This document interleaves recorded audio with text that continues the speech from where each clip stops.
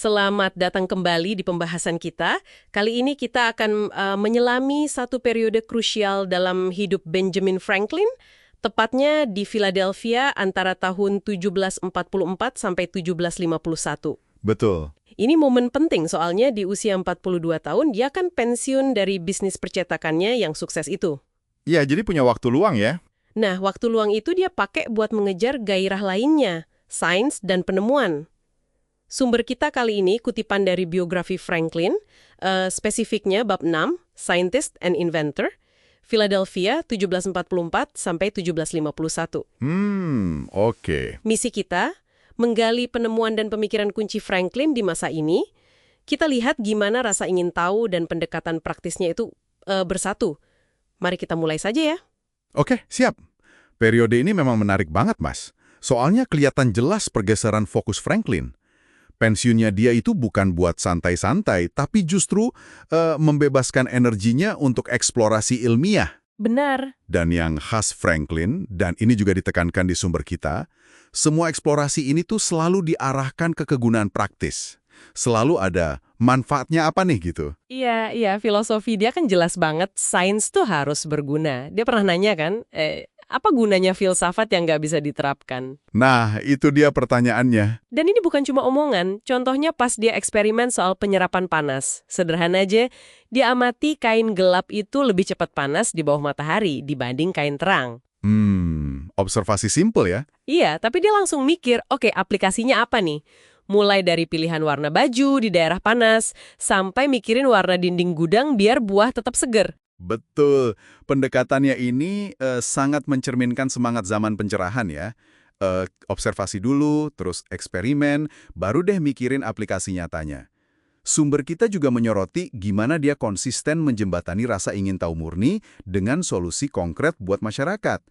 Dia nggak cuma nanya, kenapa bisa gini, tapi juga, terus gimana ini bisa bantu orang? Nah, ngomongin soal kegunaan praktis, ini langsung kelihatan banget ya, sekitar tahun 1744. Dia rancang perapian Pennsylvania, yang sekarang kita kenal, kompor Franklin.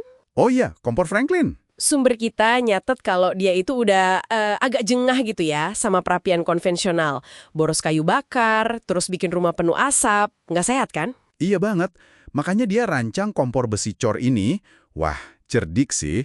Ada ruang logam internal gitu, jadi dia narik udara dingin dari bawah, dipanasin di situ, terus disebarin ke ruangan lewat kisi-kisi. Pinter ya sistemnya. Iya, asapnya dialirin ke cerobong. Jadi hasilnya jauh lebih efisien, hemat bahan bakar, plus rumah jadi lebih sehat, bebas asap. Franklin bahkan sampai nulis pamflet promosi loh. Oh iya? Iya, lengkap dengan penjelasan ilmiahnya, gimana cara kerjanya, terus ada testimoni pengguna juga. Ini nunjukin bakat komunikasinya juga, nggak cuma nemuin. Wah, multitalenta ya. Nah, terus minatnya geser nih ke listrik.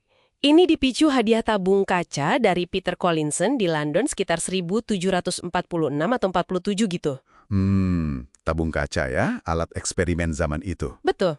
Eksperimennya ini bawa dia ke kesimpulan fundamental. Ternyata listrik itu, dia bilang bukan diciptakan oleh gesekan, tapi cuma dikumpulkan. Ini penting. Jadi bukan membuat listrik, tapi mengumpulkan. Iya, disinilah dia mulai pakai istilah yang sekarang jadi standar banget. Muatan positif atau plus dan negatif, minus. Buat jelasin kalau ada kelebihan atau kekurangan fluida listrik ini. Ini dia nih, istilah plus minus itu dari Franklin ternyata. Dan lucunya, dia sempat minta maaf gitu loh. Karena merasa perlu nyiptain istilah baru ini. Kayak nggak enak gitu. Iya, itu unik. Ini lompatan konseptual yang besar loh. Teorinya tentang listrik sebagai satu jenis fluida yang bisa berlebih, positif, atau berkurang, negatif, itu jadi dasar pemahaman modern kita. Jadi nggak cuma main-main ya dia? Sama sekali enggak. Dia mulai bangun kerangka ilmiah dan kosakata baru untuk listrikan. Dari yang tadinya cuma fenomena aneh, jadi bidang sains. Dari situ, dia lanjut mikir, jangan-jangan petir itu sebenarnya listrik juga, tapi skalanya raksasa. Hipotesis yang berani ya waktu itu. Banget. Dia usulin eksperimen, pasang semacam kotak penjaga di puncak menara gereja buat narik listrik dari awan badai. Tapi, sebelum dia sempat nyoba sendiri, Gimana tuh?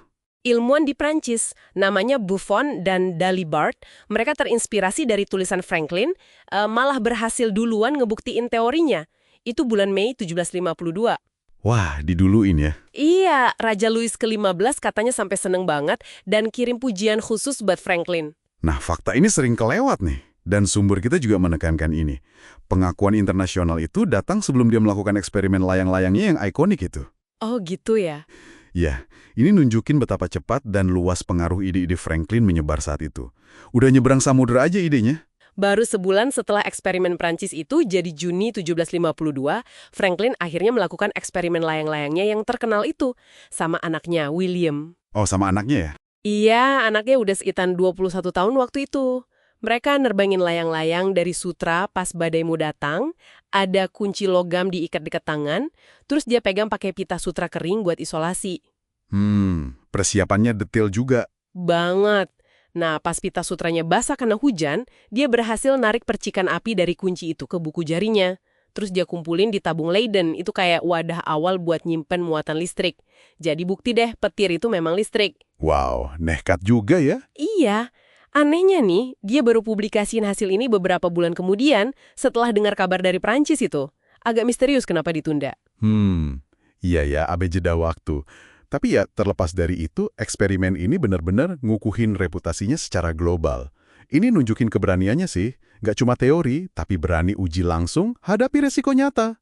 Franklin banget lah pokoknya. Jadi, kalau kita rangkum nih, warisan utama dari periode sibuk 1744-1751 ini apa aja? Mungkin dia bukan Newton ya, tapi kontribusinya fundamental banget. Iya, setuju. Buktiin petir itu listrik, nemuin penangkal petir, terus teori satu fluida plus minus itu, konsep dasar isolator konduktor, pentanahan, bahkan dasar buat kapasitor dan baterai. Lengkap ya? Kayak kata sejarawan Carl Van Doren, dia menemukan listrik sebagai keingintahuan dan meninggalkannya sebagai science. Keren banget kan? Betul.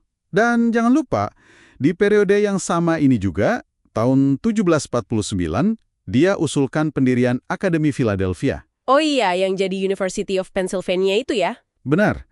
Dibuka tahun 1751, fokusnya ke pendidikan praktis yang berguna. Lagi-lagi, filosofi kegunaan dia muncul di mana-mana. Jadi singkatnya, periode 1744-1751 ini benar-benar masa ledakan kreativitas ilmiah dan inventif buat Franklin ya. Yang masih ada sampai sekarang, luar biasa sih kontribusinya dalam waktu singkat itu. Franklin kan pernah bertanya, apa gunanya filsafat yang tidak bisa diterapkan? Pertanyaan ini rasanya masih relevan banget ya buat Anda renungkan sekarang. Iya juga ya. Di tengah derasnya informasi dan kemajuan teknologi saat ini, gimana sih kita menyeimbangkan pencarian pengetahuan murni dengan kebutuhan mendesak akan solusi-solusi praktis di dunia nyata? Pertanyaan bagus tuh. Sesuatu untuk kita pikirkan bersama. Sampai jumpa di penjelajahan kita berikutnya.